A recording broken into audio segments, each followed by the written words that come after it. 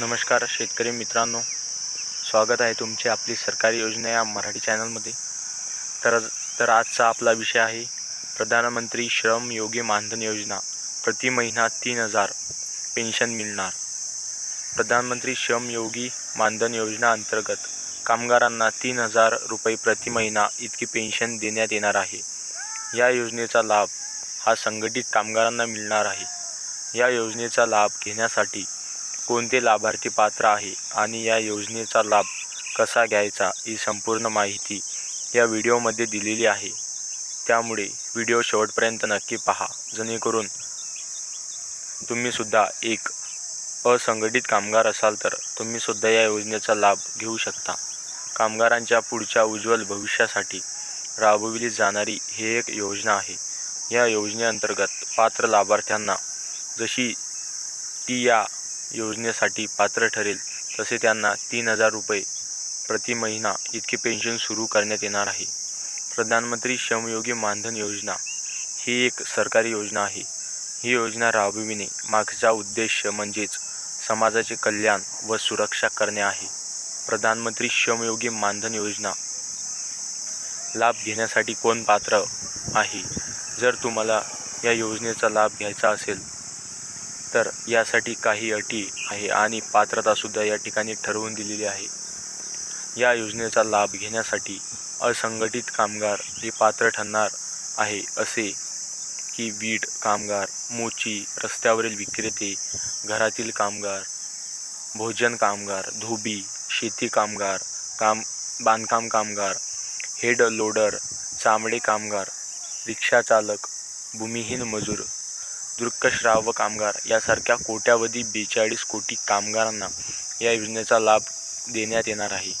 या योजनेअंतर्गत पात्र लाभार्थ्यांना खात्रीशीर पेन्शन देण्यात येणार आहे. त्यामुळे या योजनेचा लाभ नक्कीच घ्या. या योजनेचा लाभ घेण्यासाठी काही अटीसुद्धा लागू केलेल्या आहेत. या अटी कोणत्या आहेत व कशा प्रकारे आहे बघूया खालीलप्रमाणे.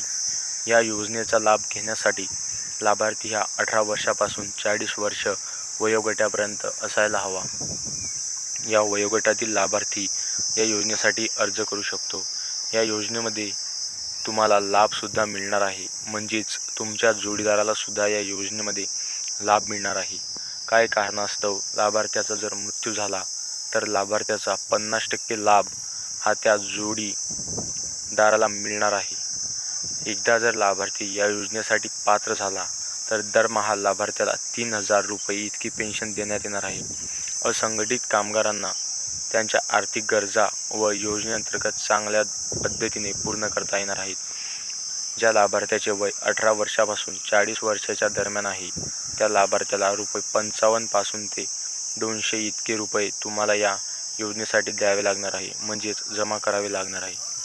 पात्र लाभार्थ्याची वय जर 40 वर्षे असेल तर 40 वर्षापासून 55 वर्षापर्यंत लाभार्थ्याला दरमहा 200 रुपये जमा करायचे आहे. या योजनेअंतर्गत लाभार्थ्याची ही 60 वर्षे पूर्ण होईल तसेही लाभार्थ्याला खात्रीशीर 3,000 रुपये प्रति महिना इतकी पेन्शन देण्यात येणार आहे. या योजनेचा लाभ घेण्यासाठी तुमचे म्हणजेच पात्र लाभार्थ्याचे मासिक उत्पन्न हे 15,000 किंवा त्यापेक्षा कमी असावे, तरच लाभार्थ्याला या योजनेचा लाभ घेता येणार आहे. कोणते कागदपत्र आवश्यक आहे? या योजनेचा लाभ घेण्यासाठी सर्वात पहिले लाभार्थ्याकडे स्वतःचे आधार कार्ड असणे आवश्यक आहे. जर तुम्हाला योजनेचा लाभ घ्यायचा असेल तर यासाठी तुम्हाला जास्त काही कागदपत्रांची आवश्यकता नाही, पण मात्र आधार कार्ड आणि बँकेचा IFSC क्रमांक असणे आवश्यक आहे. अशा पद्धतीने आपण बघितले आहे की या योजनेसाठी कोणते लाभार्थी पात्र आहे आणि या योजनेसाठी कोणत्या अटी आहे व कोणते कागदपत्रे लाभ घेण्यासाठी आवश्यक आहे. आता आपण बघणार आहोत की या योजनेचा लाभ कसा घ्यायचा.